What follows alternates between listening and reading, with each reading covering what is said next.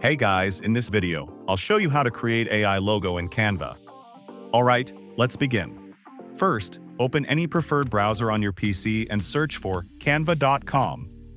After that, sign into your account and click on the Create button at top left corner. Next, select the preferred custom size and then head over to the editing canvas. Here, access the apps feature from the left side menu and a bunch of them will appear.